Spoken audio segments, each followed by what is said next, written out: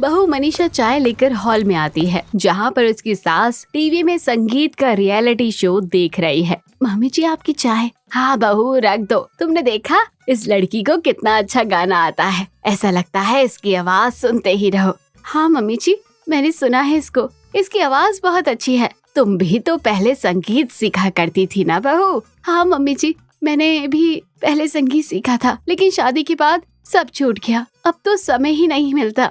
शादी के बाद तो ऐसा ही होता है बेटा, घर गृहस्थी में हम लोग इतना व्यस्त हो जाते हैं कि फिर किसी चीज के लिए समय ही नहीं निकाल पाते। मेरा बहुत मन था संगीत सीखने का, मैं सितार भी बजाया करती थी, लेकिन फिर धीरे धीरे सब छूट गया। कोई बात नहीं बहू, अब जल्दी से तुम हमें भी एक खिलौना दे दो, जिससे तुम्हारा भी मन लगा रहेगा और हमारा भी। बहू शर्मा जाती है और उठकर वहाँ से चली जाती है। रात में मनीषा अपने पति के साथ कमरे में बैठी है। हाँ बोलो, क्या बात है? मैं संगीत सीखना चाहती हूँ। तुम्हें तो पता है ना, शादी से पहले मैं संगीत सीखा करती थी, लेकिन फिर सब कुछ छूट गया। अब मैं वापस से शुरू करना चाहती हूँ। लेकिन क्या जरूरत है मनीषा संगीत सीखने की? वैसे भी अब तो हम फैमिली प्लानिंग के बारे में सोच रहे हैं। ऐसे में तुम सब कुछ कैसे संभाल पाओगे? नहीं राहुल, मुझे संगीत सीखना है। तुमने देखा आजकल तो छोटे छोटे बच्चे भी कितना अच्छा सितार बजा रहे हैं और गाना गा रहे हैं। मैं भी संगीत सीखना चाहती हूँ। जो मेरा कोर्स अधूरा रह गया है उसे पूरा करना चाहती हूँ। तुम्हारी बात ठीक है मनीषा, लेकिन क्या तुम घर और संगीत एक साथ संभाल पाओगे? संगीत सीखने के लिए तुम्हें क्लास लेने बाहर जाना पड़ेगा। ऐसे में सबसे पहले तो तुम्हें मम्मी की परमिशन लेनी पड़ेगी, और अगर वो मान गई तो तुम कैसे घर और क्लास एक साथ संभाल पाओगे? मैं सब संभाल लूंगी। तुम एक बार मम्मी जी से बात करो ना, अगर वो हाँ कर देती है तो मेरी क्लास का पता कर लेना। मैं घर का सारा काम करके फिर क्लास जाया करूंगी। प्लीज एक बार मेरे लिए ट्राई करके देखो। अच्छा ठीक है, मैं बात करके देखता हूँ, लेकिन वो शायद ही मानेंगी, पहले ही बता रहा हूँ। ठीक है, तुम एक बार बात कर लो। कल सुबह करता हूँ। मनीषा खुश होती है। अगले दिन सुबह मनीषा का पति उसकी सास से बात करता है और मनीषा भी वहीं खड़ी है। मम्मी, वो मैं आपसे कह रहा था कि मनीषा संगीत की क्लास ज्वाइन करना चाहती है। Music class? लेकिन उसकी क्या जरूरत है बेटा? मम्मी उसका शौक है, शादी से पहले भी वो सीखा करती थी, लेकिन अब शादी हो गई तो उसका कोर्स अधूरा रह गया, इसीलिए बस वो अपना कोर्स पूरा करना चाहती है। नहीं बेटा, हमारे घर की बहुएं ऐसे संगीत सीखने नहीं जाया करती। ये तो बात मैं शादी से पहले की तुम्हारी सास से कर लेती थी और हामी भी भरी थी, इसलिए तो हमने शादी की। हाँ मम्मी, आपकी बात सही है, लेकिन इसमें कोई बुराई भी तो नहीं है ना।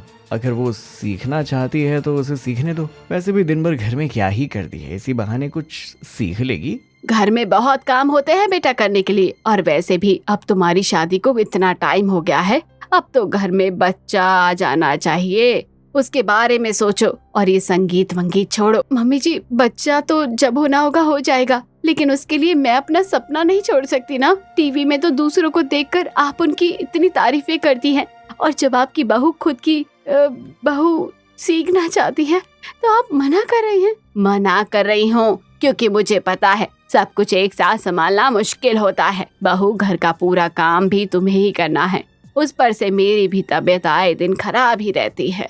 ऐसे में तुम संगीत की जिम्मेदारी लोगी तो कैसे निभा पाओगी सब कुछ एक साथ? मैं सब कर लूंगी मम्मी जी, आप एक बार मुझे जाने तो दीजिए। नहीं, मैं बाहर जाकर तुम्हें संगीत सीखने की इजाजत नहीं दे सकती। जो करना है घर पे करो। हमारी घर की बहू ऐसे बाहर जाकर ये सब नहीं करती है। लेकिन मम्मी जी, बस कह दिया मैंने, एक बार तो कह दिया, अब मुझे इस बारे में कोई बहस नहीं चाहिए। सास गुस्से में उठकर वहाँ से चली जाती है और मनीषा गुस्से में अपने पति को देख रही होती है। रात में मनीषा अपने पति से बहस कर रही है। ये क्या बात हुई? आज के जमाने में रहते हुए भी तुम्हारी मम्मी पिछड़े जमाने की बातें करती है। अरे बहू नहीं हो गई क्या? कैदी हो गई क्या, जिसे घर में कैद करके रखना है? ऐसी कोई बात नहीं है मनीषा, तुम भी जानती हो मम्मी ने आज तक तुम्हें कुछ भी करने से कभी रोका नहीं। अगर वो मना कर रही है तो कुछ सोच समझ कर ही बोल रही होगी। कुछ सोच समझ कर नहीं बोल रही है, उन्हें बस मुझे रोकना है, कैसे भी करके मेरे मन का नहीं करने देना है बस। उनका कहना भी सही है, घर का काम, फिर उनकी तबीयत और ऊपर से संगीत क्लास, तुम एक साथ इतना सब मैनेज नहीं कर पाओगी। आगे चलकर तुम्हें परेशानी होगी, इसलिए वो मना कर रही है। ठीक है, तो अगर उन्हें मेरे बाहर जाकर संगीत सीखने में परेशानी है तो मैं घर में रहकर ही सीखूंगी। मैं ऑनलाइन क्लास ज्वाइन कर लूंगी, तब तो उन्हें कोई दिक्कत नहीं होगी ना।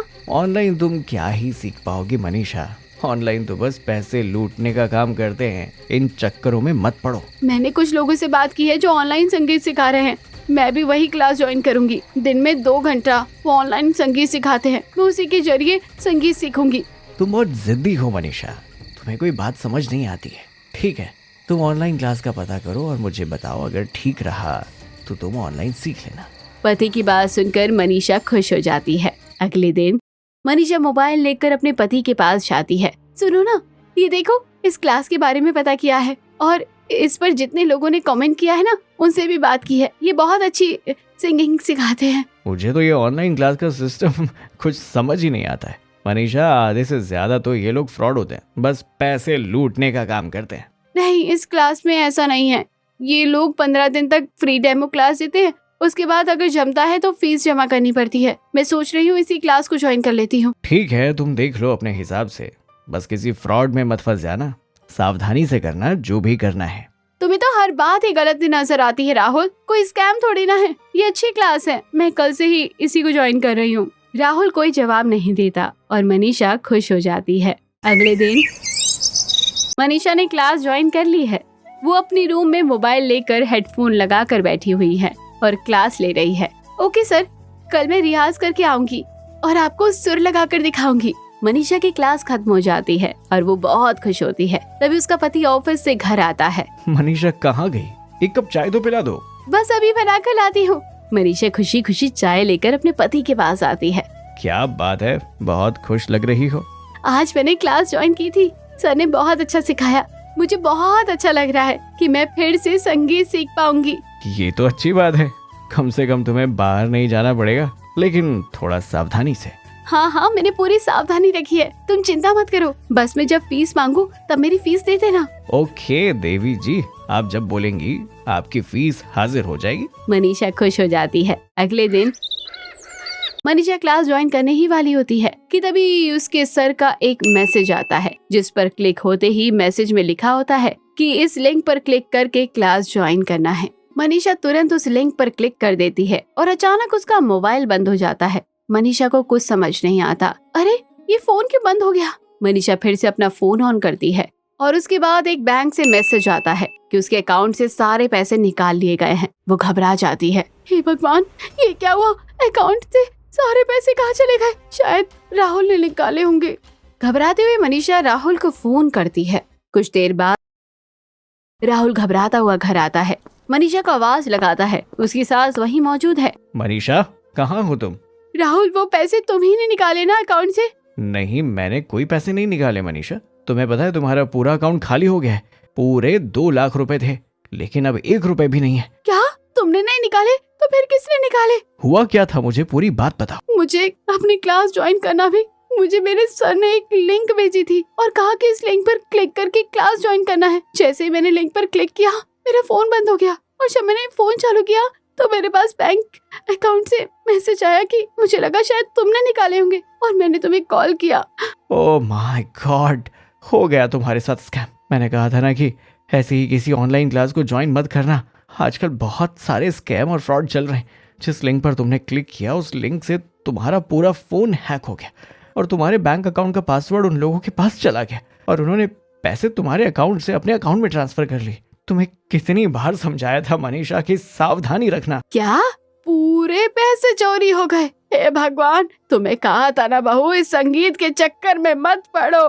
मुझे क्या पता था मम्मी जी कि ऐसा हो जाएगा, मैंने तो कभी सोचा ही नहीं था। मैंने तुम्हें समझाया भी था कि ऑनलाइन फ्रॉड स्कैम बहुत होते हैं, लेकिन तुमने मेरी एक तक नहीं सुनी। तुम्हें तो अपनी जिद पूरी करनी थी ना। मनीषा बहुत घबरा जाती है और कुछ नहीं कह पाती। उसकी सास उस पर गुस्सा करती है।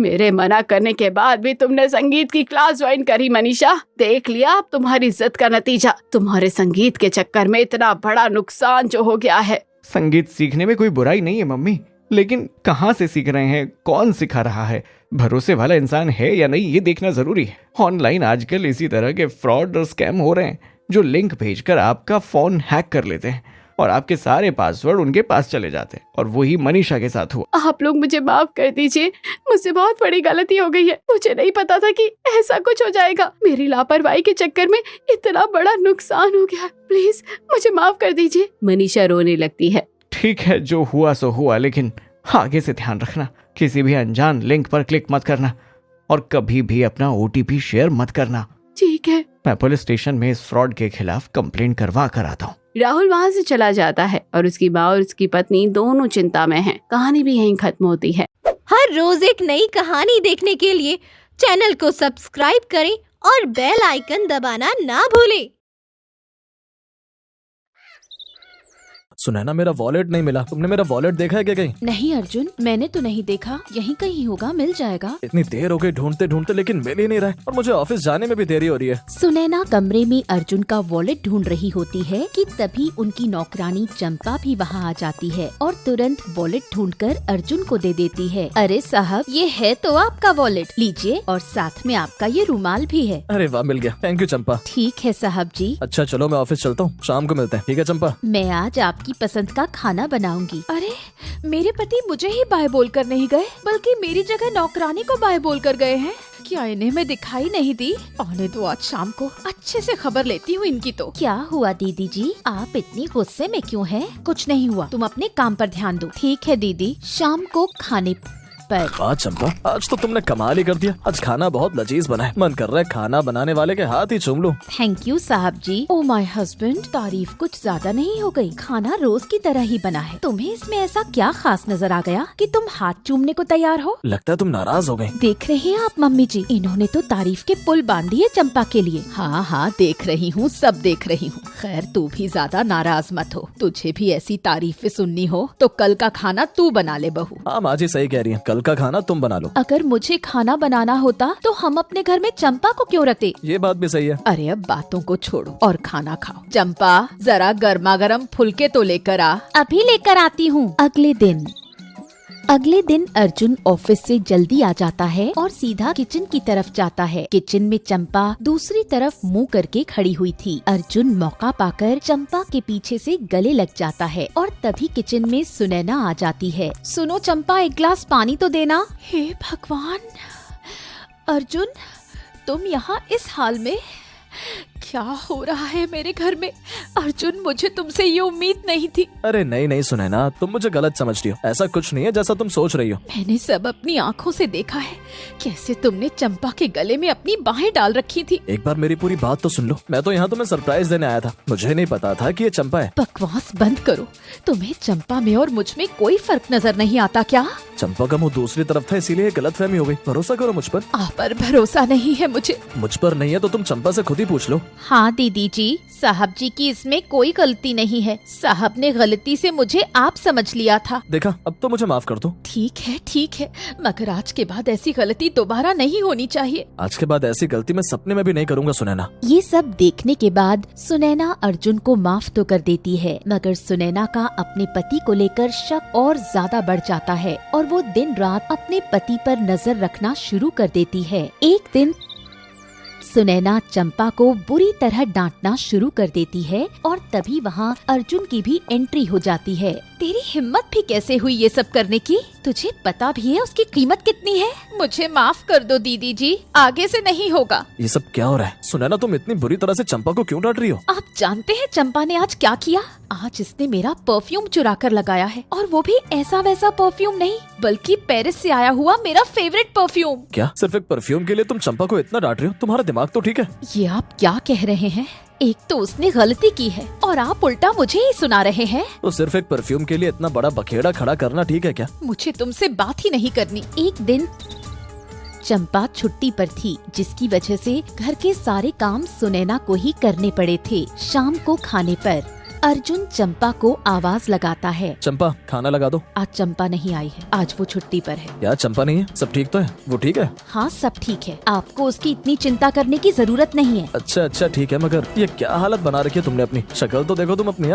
चंपा नहीं आई, इसलिए आज सारा काम मुझे ही करना पड़ा, इसलिए ऐसी हालत हो गई। एक ही दिन में सारी रंगत उतर गई तुम्हारी तो। और दूसरी तरफ चंपा है जो सारा दिन काम करती रहती है, फिर भी उसके चेहरे की चमक नहीं जाती। आपको चंपा की बड़ी याद आ रही है? ऐसा कीजिए, आप उसी के पास चले जाइए। मेरे से ज्यादा अच्छी आपको वो लगने लगी है शायद। अरे नहीं नहीं, मैं तो मजाक कर रहा था। अच्छा लाओ खाना दो, बहुत तेज भूख लग रही है। ठीक है, अभी लाती हूँ। सुनैना अर्जुन के लिए खाना लाती है। अर्जुन खाना खाता है मगर सुनैना के खाने की तारीफ नहीं करता। कैसा बना है खाना? ठीक ठाक है। लगता है आपको बस चंपा के हाथ के बने खाने की ही तारीफ करनी आती है। नहीं नहीं, मेरा वो मतलब नहीं था। मैं सब समझ रही हूँ आपका क्या मतलब है। अब तुम खाने के समय फिर से शुरू मत हो जाओ प्लीज। अर्जुन की बातें सुनकर सुनैना फिर से नाराज हो जाती है, लेकिन अर्जुन से दोबारा कुछ नहीं कहती। अगले दिन चंपा काम पर वापस आ जाती है, मगर इस बार चंपा को देखकर सुनैना खुश नहीं दिखाई दे रही थी। दीदी जी, क्या काम करना है? किचन में जाकर सफाई करो और सबके लिए कुछ खाने को बना देना। ठीक है दीदी जी। जब तक चंपा किचन के काम करने में बिजी थी, तब तक सुनैना अपनी सास उषा के पास बातें करने चली जाती है। मम्मी जी, मुझे आपसे कुछ जरूरी बात करनी है। हाँ बोल बहू, क्या हुआ? मैं भी बहुत दिन से नोटिस कर रही हूँ तुझे, तू कुछ परेशान नजर आ रही है। मैं क्या करूँ मम्मी जी, मेरी तो जिंदगी ही बर्बाद हो गई है। ऐसा क्यों बोल रही है बहू? मम्मी जी, मुझे शक है कि अर्जुन का चक्कर काम वाली के साथ चल रहा है। बल्कि शक नहीं मम्मी जी, मुझे तो पूरा यकीन हो गया है। अरे नहीं बहू, ऐसा नहीं हो सकता, तुझे कुछ गलत फहमी हुई होगी। नहीं मम्मी जी, मैं बहुत दिनों से देख रही हूँ, ये बस चंपा चंपा चंपा करते रहते हैं, उसी की तारीफ करते रहते हैं। और उस दिन तो ये चंपा के गले भी लगे थे। मम्मी जी, मैं क्या करूँ बताइए? देख बहू, अगर तुझे सच में ऐसा लगता है कि अर्जुन और कामवाली के बीच कुछ चल रहा है, तब तो हमें सच में कुछ ना कुछ करना पड़ेगा। हाँ मम्मी जी, कुछ करिए प्लीज। अगर तुझे ज्यादा ही डर है तो ऐसा करते हैं, चंपा को काम से निकाल देते हैं। नहीं मम्मी जी, चंपा चली जाएगी तो घर का इतना सारा काम कौन करेगा? हम चंपा को नहीं निकाल सकते। ओहो, तू काम की चिंता मत कर। ऐसा करते हैं, चंपा की जगह किसी और को काम पर रख लेते हैं। हाँ मम्मी जी, ये आप ठीक कह रही हैं, लेकिन इस बार हम किसी लड़की को काम पर नहीं रखेंगे। ठीक है, तुझे जिसे रखना हो उसे रख,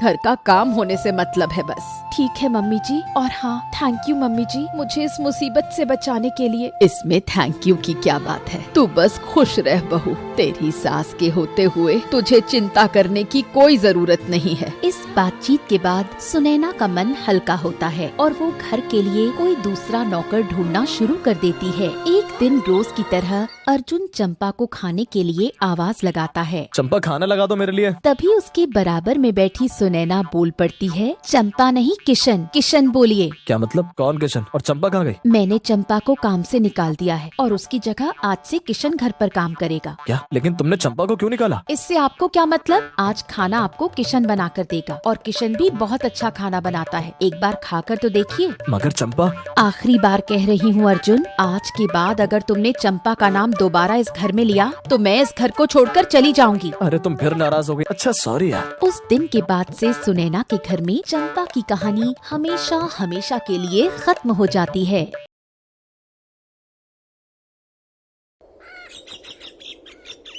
सुनिए जी, अरुण का फोन आया था, कह रहा था आज रात वो शिवानी के साथ अपने ससुराल में ही रुकेगा। अच्छा? क्या अच्छा? कुछ भी अच्छा नहीं है। मुझे तो एक बहुत बड़ा डर सता रहा है। तुम्हें किस बात का डर है कमला? ए जी, कहीं हमारा बेटा अरुण घर जमाई बन गया तो? दिन रात बहू के आगे पीछे घूमता रहता है और अब तो अपने घर से ज्यादा ससुराल में रहने लगा है। नहीं नहीं, ऐसा नहीं होगा, तुम बेकार में ये सब सोच रही हो।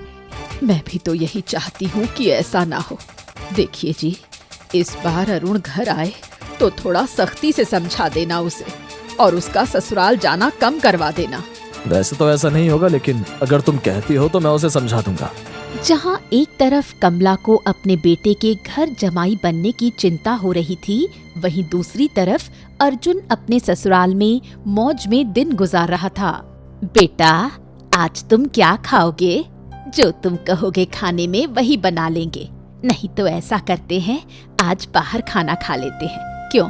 अरे मम्मी जी, आप क्यों इतनी तकलीफ कर रही हैं? इसमें तकलीफ की क्या बात है? हाँ माँ, परेशान मत हो, जो मन में हो बना लो, अरुण सब खा लेते हैं। क्यों अरुण? हाँ हाँ, शिवानी ठीक कह रही है, लेकिन मैं सोच रहा था कि बहुत समय हो गया फैमिली के साथ बाहर डिनर किए हुए, तो क्यों ना आज हम सब बाहर किसी अच्छे होटल में खाना खा लें। हाँ हाँ बेटा, अगर तुम चाहते हो तो आज बाहर डिनर कर लेते हैं। मैं तो शिवानी की खुशी के लिए बोल रहा था, उसे अच्छा लगेगा। ठीक है, तो शाम को तैयार हो जाना, हम सब बाहर चलेंगे। ठीक है मम्मी जी। ओके माँ। शिवानी की फैमिली बाहर डिनर करने जाती है और फिर अगले दिन शिवानी के वापस ससुराल जाने की बारी आ जाती है। आज ससुराल जाना पड़ेगा और कल से फिर वही रोज के काम। किचन संभालो, घर की सफाई करो, अपने सास ससुर की सेवा करो। ओफो, क्या करूं? ये सब सोच सोच कर तो मेरे कदम मेरे ससुराल की ओर बढ़ ही नहीं रहे हैं। शिवानी ये सब सोच ही रही होती है कि तभी उसकी माँ सुनीता कमरे में आ जाती है। शिवानी, हो गई सारी पैकिंग? आज तो तू अपने ससुराल जा रही है। हाँ माँ, सब पैकिंग हो गई। तू इतनी परेशान क्यों लग रही है? माँ, क्या लड़कियाँ अपने मायके में नहीं रह सकती? उन्हें हमेशा अपने ससुराल में ही क्यों रहना पड़ता है? क्या बात हो गई शिवानी, ऐसा क्यों बोल रही है? मैं ससुराल नहीं जाना चाहती। क्या ऐसा नहीं हो सकता कि मैं और अरुण आप सबके साथ यहीं रहने लगे? ऐसा तो सिर्फ तभी हो सकता है जब अरुण घर जमाई बनने को तैयार हो जाए, तब तुम दोनों यहाँ आराम से रहना। लेकिन पता नहीं अरुण इस बात के लिए राजी होगा या नहीं। अरुण को तो घर जमाई बनने के लिए मैं आराम से मना लूंगी। अपनी माँ की बात सुनकर शिवानी बहुत खुश हो जाती है और फौरन अपने पति अरुण को मनाने पहुँच जाती है। सुनिए, मुझे आपसे कुछ पूछना था। क्या आपका यहाँ मन नहीं लगता है?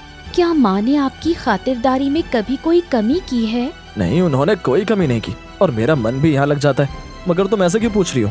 तो कैसा होगा अगर आप यहाँ हमेशा ऐसे ही आराम से रहें? दरअसल मैं चाहती हूँ कि मैं और आप हमेशा के लिए यहीं रहें। लेकिन ऐसा कैसे हो सकता है? देख लीजिए, जो ऐशो आराम आपको यहाँ मिलता है वो आपको अपने घर पर भी नहीं मिलता है। और आपके मम्मी पापा अपना ध्यान अच्छे से रख सकते हैं, बल्कि कभी कभी हम उनसे मिलने चले जाया करेंगे। और तो और यहाँ आपको नौकरी करने की भी जरूरत नहीं, क्योंकि मेरे पापा का बहुत बड़ा बिजनेस है। यहाँ किसी बात की कमी नहीं है। शिवानी की बातें सुनकर अरुण भी लालच में आ जाता है और घर जमाई बनने का फैसला कर लेता है। अच्छा ठीक है, सिर्फ तुम्हारी खुशी के लिए मैं घर जमाई बनने के लिए तैयार हूँ, लेकिन मैं अपने घर पर क्या कहूँगा? घर पर फोन करके कह देना कि मेरी मम्मी की तबीयत खराब हो गई है, इसलिए तुम्हें यहाँ कुछ और दिन रुकना पड़ेगा। बाकी आगे का बाद में सोचेंगे। ठीक है। तो इस तरह अरुण घर जमाई बनने के लिए राजी हो जाता है, जिसके बाद शिवानी की खुशी का ठिकाना नहीं रहता। शिवानी बस आराम से अपने घर में रहती है, मगर अरुण की माँ कमला अरुण को लेकर चिंतित हो जाती है। मैंने कहा था आपसे कि अरुण को समझा लीजिए, घर जमाई बन गया है वो। ऐसा तुमसे किसने कहा है? अरे वो बहू की माँ की तबीयत खराब है, इसीलिए कुछ दिन के लिए रुक गया है। ये सब बहाने हैं, मैं सब जानती हूँ। किसी की तबीयत खराब नहीं है। अरुण का वही मन लग गया है। उसके घर में एक बिन ब्याही बहन है, माता पिता हैं, जिम्मेदारियां हैं, मगर इन सब से बेफिक्र होकर वो तो जमाई राजा बनकर बैठ गया है। तुम परेशान मत हो, आ जाएगा वो। आप बस ऐसे ही कहते रहना और आपका लड़का आपके हाथ से निकल जाएगा, बल्कि निकल गया। इसी तरह कुछ दिन बीत जाते हैं। दिन बीतने के साथ अरुण के ससुराल में उसकी खातिरदारी भी कम हो जाती है। आखिर जितनी इज्जत एक दामाद को उसके ससुराल में मिलती है, उतनी इज्जत किसी को घर जमाई बनने पर नहीं मिलती। अरे ये क्या, आज करेले और लौकी की सब्जी बनी है घर में? मम्मी जी, मैं ये सब्जियां नहीं खाता हूँ। क्यों नहीं खाते बेटा? ये हरी सब्जियाँ तो बहुत फायदेमंद होती हैं, खाया करो। नहीं मम्मी जी, मैं इन्हें नहीं खा सकता। क्या कुछ और नहीं है खाने में? नहीं बेटा, तुम्हें यही खाना पड़ेगा, नहीं तो भूखा ही रहना पड़ेगा। अब तुम मेहमान तो हो नहीं जो तुम्हारे लिए 36 तरह के अलग अलग पकवान बनाए जाएं। हाँ अरुण, माँ सही तो कह रही हैं। अब जो बना है वही खा लो। आखिर में अरुण को ना चाहकर भी लौकी और करेले की सब्जी खानी पड़ती है। अरे अरुण बेटा, सुनो तो, आज ड्राइवर नहीं आया है, तो तुम शिवानी के पापा को उनके ऑफिस छोड़ आना। क्या अभी जाना है मम्मी जी? हाँ, अभी जाओ। और हाँ सुनो, वहाँ से आते वक्त सब्जियाँ भी ले आना, घर में सब्जियाँ खत्म हो गई हैं। ठीक है मम्मी जी। अरुण पहले अपने ससुर जी को उनके ऑफिस छोड़ने जाता है और आते वक्त सब्जियां लेकर आता है। ये लीजिए मम्मी जी आपकी सब्जियां। अरे अरुण बेटा, मैं तुमसे कहना ही भूल गई कि ब्रेड और दूध भी लेकर आना था। ये भी जाकर ले आओ।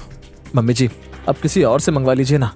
तुम भी तो खाली ही हो, तुम्हें कौन सा कोई काम करना है, बस पूरे दिन आराम करते रहते हो। अगर दोबारा मार्केट चले भी जाओगे तो क्या हो जाएगा। ठीक है मम्मी जी, दूध और ब्रेड लाने हैं ना। हाँ, और साथ में दही भी ले आना। ठीक है। अरुण घर जमाई की जगह अब अपने ससुराल में एक नौकर बनकर रह गया था, जिसका एहसास उसे भी होने लगा था, मगर वो अभी भी सब कुछ जानते हुए भी ये सब सह रहा था। ये सब तैयारियां किस बात की चल रही हैं? ये सजावट, गिफ्ट और खाने पीने की इतनी सारी चीजें, कुछ खास है क्या आज? हाँ, वो मेरी बड़ी बहन और जीजाजी घर आ रहे हैं, तो इसी खुशी में मम्मी ने ये सब तैयारियां की हैं। क्या इतना सब कुछ उनके लिए? ये कुछ ज्यादा नहीं है? इतना तो कभी मेरे लिए भी नहीं किया तुम्हारी मम्मी ने। मेरे जीजाजी NRI हैं और बहुत दिन बाद घर आ रहे हैं। तुम्हारी तरह नहीं, जैसे तुम हर महीने अपने ससुराल चले आते थे। और मेरे जीजाजी इस घर के दामाद हैं, तुम्हारी तरह घर जमाई भी नहीं है। लेकिन मैं तो घर जमाई तुम्हारी खुशी के लिए बना था। ये तो तुम सिर्फ दिखावे के लिए कह रहे हो, क्योंकि तुम भी कुछ कम सेल्फिश नहीं हो अरुण। यहाँ तुम्हें पूरा ऐशो आराम मिल रहा है, इसलिए तुमने घर जमाई बनना चुना था। अब मुझे कोई सफाई पेश करने की जरूरत नहीं है। शिवानी की ये बातें अरुण के दिल में बहुत बुरी तरह चुभ जाती हैं, और तब उसे एहसास होता है कि उसने घर जमाई बनकर कितनी बड़ी गलती की। मगर अरुण कोई ड्रामा क्रिएट नहीं करना चाहता था, इसलिए वो शांत रहा। कुछ देर बाद शिवानी की दीदी और जीजाजी घर आते हैं, जिनकी खूब खातिरदारी होती है, और उनके सामने अरुण को नजरअंदाज कर दिया जाता है। बस अब बहुत हो गया, अब पानी सर से ऊपर जा चुका है। अब मैं इस घर में एक दिन और नहीं रुकूंगा। अरुण अगले ही दिन सारा सामान पैक करके ससुराल छोड़कर जाने लगता है। अरे कहाँ जा रहे हो? मैं वापस अपने घर जा रहा हूँ। मुझे अब और घर जमाई बनकर नहीं रहना। तुम्हारा दिमाग तो ठीक है। पहले ठीक नहीं था, लेकिन अब ठीक हो गया। तुम्हें चलना है तो चलो, नहीं तो हमेशा के लिए यही रहो। ये क्या कह रहे हो? अच्छा ठीक है, रुको मैं भी चलती हूँ। इस तरह आखिर में अरुण के सर से घर जमाई बनने का भूत उतर जाता है, और वो अपने ससुराल को छोड़कर अपने घर की जिम्मेदारियां उठाने लगता है। सुनिए जी, आपकी बहन की शादी की उम्र हो चुकी है। आप उनके लिए कोई अच्छा सा लड़का क्यों नहीं देख रहे हैं? अपनी बहन की शादी करवाना आपकी ही जिम्मेदारी है। हाँ मुझे पता है, मैंने देखे थे कुछ लड़के, मगर प्रिया को वो पसंद ही नहीं आए, तो मैं क्या करूँ? तो कोई और अच्छे लड़के देखिए, और माची से कहिए प्रिया की शादी के लिए कोई लड़का देखें और जल्द से जल्द शादी करें। हाँ ठीक है। अरे सुन प्रिया, कहाँ है तू? जल्दी आ, देख तेरे लिए एक रिश्ता आया है। अनीता की ये आवाज सुनकर प्रिया और सोनम दोनों अनीता के पास चली आती हैं। क्या दीदी के लिए रिश्ता आया है? ये तो बहुत खुशी की बात है। माँ, अब आप किसका रिश्ता ले आई? मैंने कहा है ना आपसे कि मुझे एक रिच और हैंडसम लड़के से शादी करनी है। हाँ बेटी, जैसा तू चाहती है ये बिल्कुल वैसा ही लड़का है। अमीर भी है और सुंदर भी है। देख तो ले एक बार लड़के की फोटो। अच्छा लाइए, दिखाइए। प्रिया लड़के की फोटो देखती है। ये क्या माँ, ये लड़का आपको कहाँ से हैंडसम लग रहा है? जरा इसकी नाक तो देखिए, कैसी जोकर जैसी नाक है इसकी। मुझे तो ये हैंडसम नहीं लग रहा। अरे कोई ऋतिक रोशन की तरह दिखने वाला लड़का ढूंढ कर लाइए, तब मैं शादी के लिए हाँ कहूँगी। ये लड़का तो मुझे पसंद ही नहीं आया माँ। अरे अच्छा खासा लड़का है, तुझे इसमें क्या कमी नजर आ गई? माँ जी, जरा मुझे दिखाना लड़के की तस्वीर। ये लो बहू। सोनम लड़के की फोटो देखती है। अरे दीदी, सही तो है लड़का। माँ जी बता रही हैं अमीर भी है, तो फिर क्या परेशानी है? मुझे एक अच्छा सा हैंडसम सा लड़का चाहिए भाभी। शादी एक बार होती है, तो कम से कम किसी हीरो जैसे दिखने वाले लड़के से करनी चाहिए ना। अब तक तुम कई लड़के रिजेक्ट कर चुकी हो प्रिया। अगर ऐसे ही चलता रहा तो तुम्हारी शादी की उम्र निकल जाएगी और फिर कोई तुमसे शादी करने के लिए तैयार नहीं होगा। सोनम सही कह रही है बेटी, अब शादी के लिए ज्यादा देर नहीं करनी चाहिए। कोई तो लड़का पसंद कर ले। ओहो माँ, तुम भी कहाँ भाभी की बातों में आ रही हो? और भाभी, आपको किस बात की जल्दी है मेरी शादी के लिए? मेरी मर्जी, मैं शादी करूं या ना करूं, या जब चाहे करूं। आपको क्या लेना देना इससे? मैं अपने माता पिता के घर में रह रही हूँ, आपके घर में नहीं। मेरा वो मतलब नहीं था प्रिया, मैं तो सिर्फ तुम्हारी भलाई के लिए ही कह रही थी। कोई जरूरत नहीं मेरी भलाई सोचने की, उसके लिए मैं और मेरे माता पिता हैं। इतना कहकर प्रिया वहाँ से चली जाती है। बहू, बुरा मत मानना प्रिया की बातों का, उसे अभी समझ नहीं कि किससे क्या बात करनी चाहिए। कोई बात नहीं माँ जी, मैं समझती हूँ। इसके बाद अनीता और सोनम अपने अपने कामों में व्यस्त हो जाते हैं। रात अजय से प्रिया के बारे में बात करती है। सुनिए जी, आज भी आपकी बहन ने एक अच्छा खासा आया रिश्ता कैंसिल कर दिया है। क्या? हाँ, दरअसल माँ जी ने एक लड़के की फोटो दिखाई थी प्रिया को, मगर प्रिया को वो लड़का पसंद नहीं आया और प्रिया ने उसे रिजेक्ट कर दिया। अब तक 15 लड़के रिजेक्ट कर चुकी है लड़की, पता नहीं कब और किससे शादी करेगी। हाँ, माँ जी को भी इसी बात की चिंता है। मेरे दोस्त ने भी एक लड़का बताया प्रिया के लिए, कल प्रिया से बात करता हूँ, शायद मान जाए। हाँ, हो सकता है। और अगर नहीं मानी तो क्या, तो फिर से कोई दूसरा लड़का ढूंढना शुरू कर देंगे। ठीक है। अच्छा, तो अब सो जाते हैं। Good night.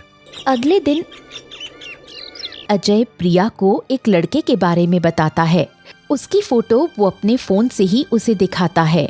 ये देख प्रिया, मैंने तेरे लिए लड़का देखा है, दिखने में हीरो है और तो और इसका अपना बिजनेस भी है, लाखों कमाता है। इससे अच्छा लड़का तुझे और कहीं नहीं मिलेगा।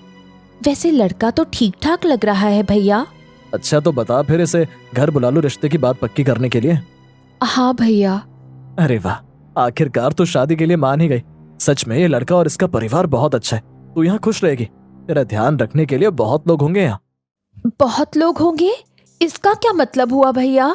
मतलब इस लड़के का परिवार बहुत बड़ा है ना। क्या बड़ा परिवार है? तो फिर रहने दीजिए भैया, मुझे बड़ी फैमिली में शादी नहीं करनी। बड़ी फैमिली में बहुत झंझट होते हैं, मुझे तो छोटी फैमिली का कोई लड़का चाहिए।